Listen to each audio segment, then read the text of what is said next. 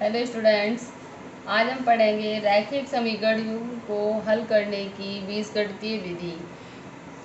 उनमें हम सबसे पहली विधि देखते हैं, कौन सी होती है? प्रतिस्थापन विधि नंबर 1।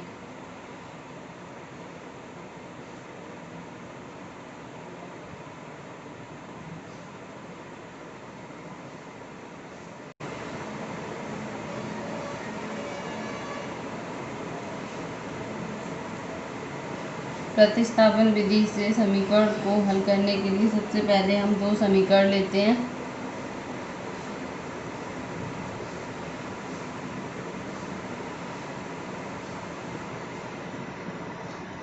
ये समीकरण 1 और ये समीकरण 2। अब इस विधि से समीकरण को हल करने के लिए सबसे पहले क्या करते हैं, दोनों में से किसी भी समीकरण से x या y की वैल्यू दूसरे के पदों में निकालते हैं।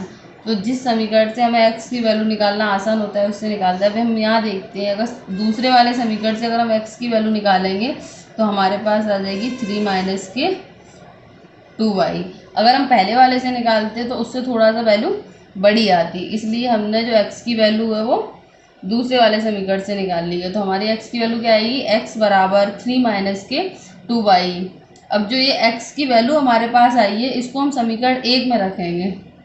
तो हम यह लिखेंगे x का मान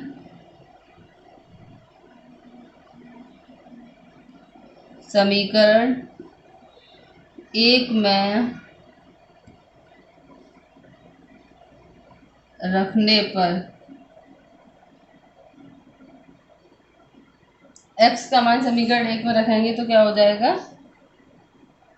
7x की जगह हमारे पास क्या है? 3 माइनस का 2y माइनस के 15y बराबर 2। अब हम 7 का इसमें अंदर गुणा कर देंगे तो हो जाएगा 7 तिया 21 माइनस 7 दूनी 14y माइनस के 15y बराबर 2। अब 21 माइनस माइनस का 14 और माइनस का 15 दोनों माइनस के हैं, तो माइनस माइनस प्लस हो जाएगा। तो कितना हो जाएगा? माइनस के 29y बराबर 2।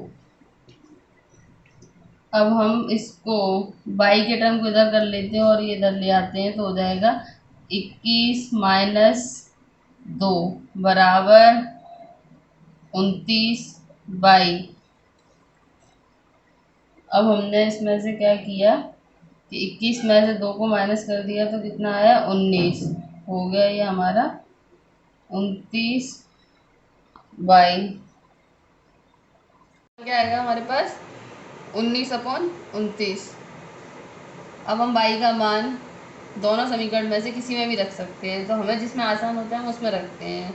तो हमने इस साइकिल वाला हमें आसान लग रहा है तो हमने उसमें रखा है जिसमें कम कैलकुलेशन करनी पड़ती है हमें।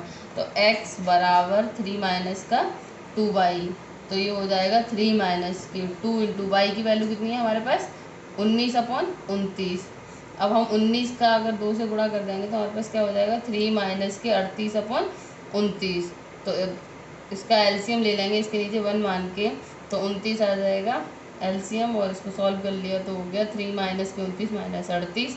इसका इससे गुणा किया तो ये आ गया, माइनस का 38 माइनस किया तो ये हो गया हमारे पास 49/29। तो एक्स की वैल्यू जो हमारे पास निकलेगी वो होगी 49/29। इस प्रकार प्रतिस्थापन विधि से हमें समीकरण हल करने से x की वैल्यू आती है हमारे पास 49/29 और y की वैल्यू आती है 19/29। अगर हमें ये देखना है कि ये दोनों वैल्यू हमारी सही हैं तो इन दोनों समीकरण में से किसी में भी रख के हम इन वैल्यू की सत्यता की जांच कर सकते हैं कि ये वैल्यू सही है या गलत है। ठीक है, अब हम पढ़ेंगे दूसरी विधि, विलोपन विधि। विलोपन विधि से समीकरण को हल करने के लिए हम क्या करते हैं कि हमें दोनों समीकरण में से एक चर को विलुप्त करना पड़ता है, मतलब दोनों में से किसी भी एक चर को हमें ख़त्म करना पड़ता है। तो इसके लिए हम क्या करेंगे, एक उदाहरण लेते हैं, जैसे कि x + y बराबर 3। ये हो गया हमारे पास समीकरण 1। ऐसे ही दूसरा लिया हमने 4x माइनस 3y बराबर 26। ये हो गया हमारा समीकरण 2। अब हम ये देखते हैं कि दोनों समीकरण में से हम कौन सा चर हमें विलुप्त करना है। अगर हमें x को विलुप्त करना होगा तो हम समीकरण 1 में 4 का मल्टीप्लाई कर देंगे, और अगर हमें y को विलुप्त करना है तो हम समीकरण 1 में 3 का मल्टीप्लाई करेंगे। तो हम यहाँ पे समीकरण में से y को विलुप्त कर रहे हैं, इसलिए हमने क्या किया कि समीकरण 1 में 3 से गुणा करने पर, समीकरण 1 में 3 से गुणा करेंगे तो हो जाएगा 3x प्लस 3y बराबर 9। और हमारा दूसरा समीकरण है 4x माइनस का 3y बराबर 26। अब हम इन दोनों समीकरण को अगर हम जोड़ दें तो हमारे पास क्या आएगा, 3x और 4x जोड़ दिया तो ये हो गया हमारे पास 7x। अगर इन दोनों को हम जोड़ेंगे तो माइनस का 3 और प्लस का 3 जोड़ेंगे तो ये दोनों आपस में कट जाएंगे, तो इससे इसमें y विलुप्त हो गया। ऐसे ही हम यहाँ पे 9 और 26 को जोड़ेंगे तो हमारे पास आएगा 35। तो हो जाएगा 7x बराबर 35। तो हो जाएगा x बराबर 35/7।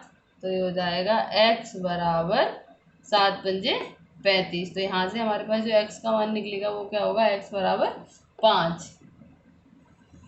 अब हम x का मान समीकरण 1 में रखने पर, चाहे तो हम समीकरण 2 में भी रख सकते हैं x का मान, लेकिन समीकरण 2 में रखने पर क्या होता है कि उसमें हमारे पास कैलकुलेशन थोड़ा ज़्यादा हो जाएगी, इसलिए हम समीकरण 1 में रखेंगे। समीकरण 1 क्या है हमारे पास, x प्लस वाई बराबर 3। ऐसे ही हो जाएगा, x का मान हमारे पास है 5, तो हम यहाँ पे x की जगह कितना रख दिए 5, प्लस वाई बराबर 3।